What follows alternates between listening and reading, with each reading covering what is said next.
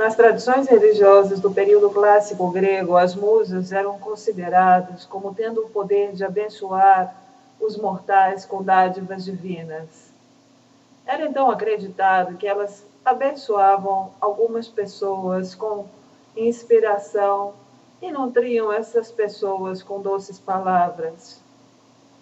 Algumas das dádivas que acreditavam serem concedidas pelas musas eram imortalidade, iniciação nos mistérios da mente, visões proféticas e muito mais. Como uma fonte de nutrição sagrada para poetas e filósofos, as musas eram associadas não somente a rios e nascentes, mas também ao mel e às abelhas. Devido à associação das musas com mel e abelhas, o Varros denomina as abelhas como os pássaros das musas.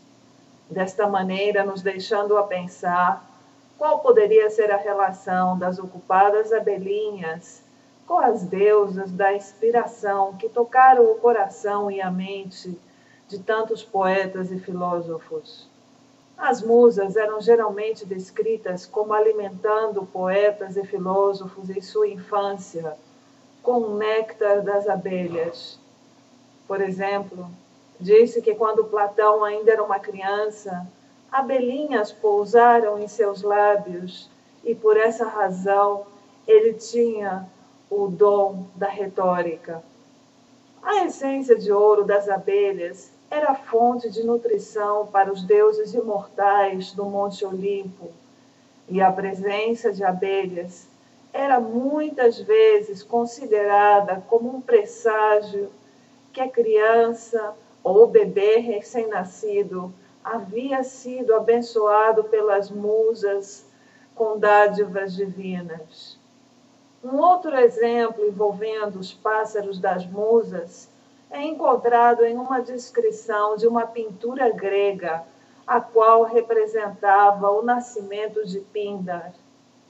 Nesta pintura, as abelhas eram representadas com grandes detalhes.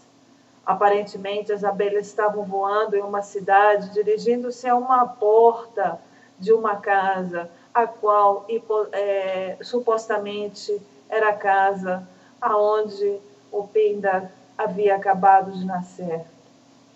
Desta maneira, se acreditava que o Píndar havia sido abençoado pelos pássaros das musas, com inspiração, harmonia e dons musicais.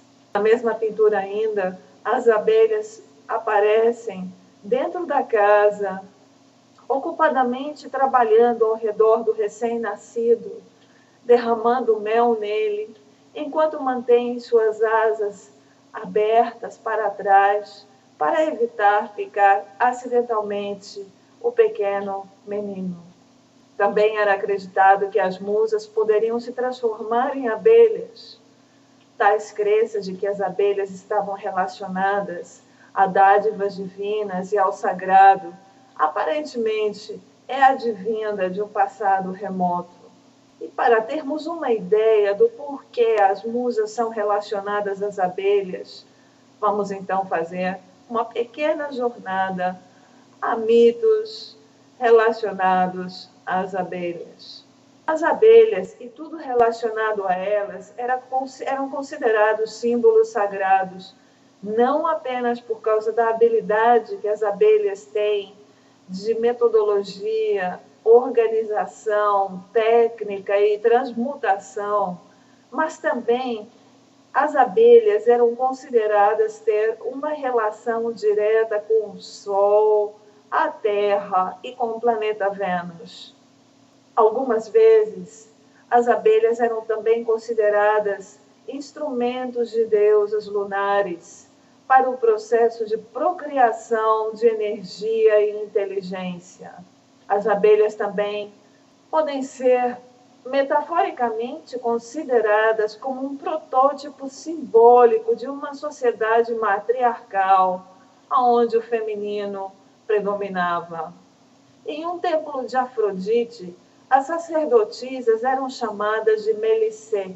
A palavra grega melissê significa abelhas. E a própria Afrodite, algumas vezes, era também chamada de Melissa. A palavra melissa em grego significa abelha. No templo de Artemis, em Éfeso, as sacerdotisas eram também denominadas de melissê, abelhas.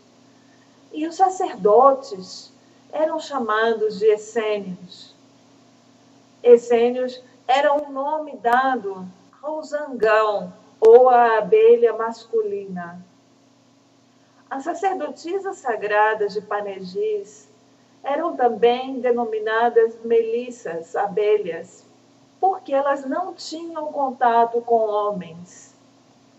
As deusas abelhas, representadas nesta imagem, se encontram entre serpentes e flores de lírios.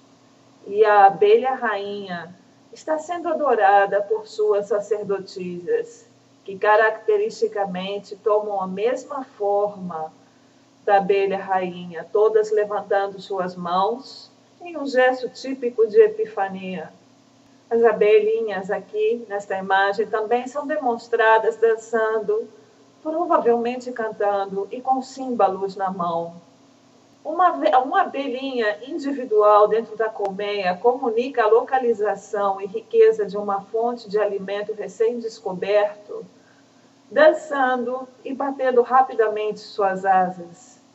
O zumbido da abelha era considerado como a voz da deusa, o som da criação, e comparado com o instrumento sagrado, musical da deusa Rea, o símbolo.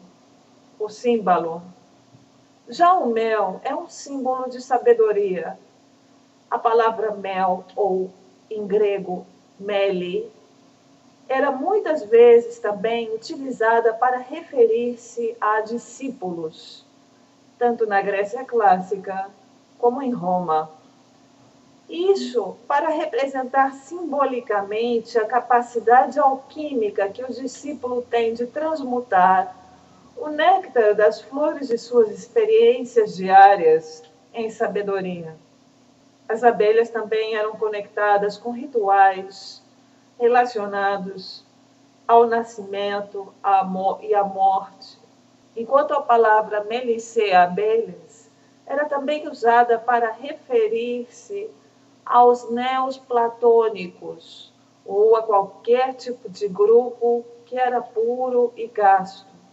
Acreditava-se também que o mel tinha o poder de acalmar espíritos e demônios ou de invocá-los. O próprio Zeus, por exemplo, durante sua infância, havia sido nutrido com mel pelas filhas de Meliceu, o deus rústico do mel. Já a colmeia tem vários símbolos relacionados a ela. Como vocês veem nesta foto, este é o umbigo de Delfim. Ele tem formato de colmeia e era posicionado no coração do santuário de Apolo em Delfim. Por esta razão, ele também era chamado de umbigo. A Pitia de Delfim, muitas vezes também, era chamada de a abelha de Delfim. A Pitia de Delfim é o oráculo de Delfim. Era.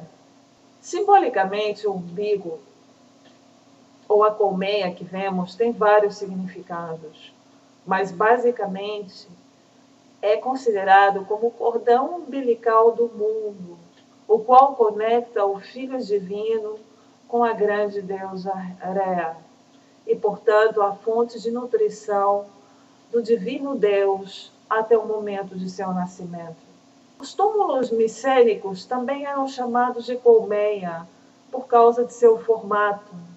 No hino homérico ao deus Hermes, o deus Apolo se refere a 3 virgens sagradas, como 3 abelhas, ou abelhas donzelas, e do modo com que elas praticavam adivinhações. Nessa descrição é dito que cada vez que essas 3 sacerdotisas sagradas, denominadas abelhas, ingeriam mel, elas eram inspiradas a falar a verdade e a falar de coisas divinas. Mas se elas não ingerissem mel, elas não poderiam falar a verdade ou nem falar de coisas divinas. Nas práticas religiosas gregas clássicas, as libações e oferendas feitas às musas eram basicamente feitas de mel, água ou leite. O Porfírio, por exemplo, com relação a libações, diz que em tempos remotos as libações eram feitas de água, posteriormente de mel, e mais posteriormente ainda de óleo, e ainda mais posteriormente de vinho. As libações de mel, óleo, água e leite eram consideradas como nefália ou libações modestas. Libações também foram frequentemente utilizadas como oferendas a mortos e geralmente que eram feitas de uma forma tríplice: mel, leite e água. Posteriormente, o óleo e o vinho foram incluídos. É dito também que Circe ensinou Ulisses uma invocação aos mortos, para que ele pudesse invocar o espírito de Tiresias. É dito então que Ulisses cavou uma cova para derramar a libação, primeiro o mel, depois o leite e finalmente a água. Bolos de mel também eram muitas vezes usados em oferendas religiosas, especialmente nos cultos avloédicos, que eram cultos relacionados à serpente e areia, e também cultos relacionados a criaturas que guardam a entrada para o submundo. Uma observação aqui é necessária. Os cultos lunares, ou seja, os cultos fálicos, eram relacionados a instrumentos musicais avloédicos, ou seja, instrumentos musicais de sopro. Já os instrumentos musicais do estilo quitaroédico eram relacionados a instrumentos musicais de corda e eram considerados instrumentos conectados a cultos solares. Então, os instrumentos de sopro geralmente aparecem em deidades, são usados por deidades conectadas a cultos lunares, e os instrumentos de corda geralmente aparecem em deidades conectadas a cultos solares. Acreditava-se também que, além de uma moeda que deveria ser dada a Charon, de modo que ele transportasse os mortos no rio Styx, também deveria ser dado aos mortos bolos de mel, para que ele pudesse oferecer a Cérberus, e então Cérberus pudesse permitir que ele entrasse no Hades. O dragão, que guardava a árvore sagrada das Hesperides, era cuidado por uma sacerdotisa que aspergia em sua comida mel. Já no oráculo de Trofônio, as serpentes eram consideradas sagradas. E quando alguém consultava o oráculo, ele tinha que levar bolos de cevadas amassados com mel para apaziguar as serpentes. Em outras religiões e civilizações, as abelhas também são encontradas como tendo um lugar especial. Por exemplo, no antigo Egito, eles acreditavam que o Ka do morto poderia tornar-se uma abelha. Também no Egito, acreditavam-se que a voz da alma era similar ao zumbido da abelha. Ainda no Egito, tanto o mel como as abelhas eram também consideradas como as lágrimas de Ra. O mel também no Egito era considerado como um símbolo de ressurreição e de proteção contra espíritos maléficos. Pequenos vasos contendo mel foram encontrados no sarcófago de Tutancâmon. Já entre as tradições judaicas, Débora era considerada como uma sacerdotisa abelha. E entre os hindus, Brahmari Devi é a rainha das abelhas negras. É dito que esta deusa hindu emite do chakra cardíaco vibrações comparadas com o zumbido das abelhas. Depois dessa breve jornada, não é difícil compreender por que as abelhas estavam associadas às musas e eram consideradas seus pássaros mensageiros. Porém, o aspecto principal que quero enfatizar é o de metodologia, técnica, transmutação, os quais são usados pelas abelhas para produzir o puro néctar de ouro, o mel. Metaforicamente falando, o mesmo poderia ser associado àqueles indivíduos que as musas concedem suas dádivas divinas. Por exemplo, tanto quanto o poeta como o filósofo, bem como os indivíduos que supostamente eram iniciados nos mistérios da mente, também utilizavam processos que poderiam ser comparados com os das abelhas. Metodologia, técnica e transmutação. No caso, a metodologia conduz à perfeição em relação à técnica, que eventualmente resulta com um processo de transmutação interior. Então, o néctar de ouro é associado à sabedoria que flui do ser de tal pessoa.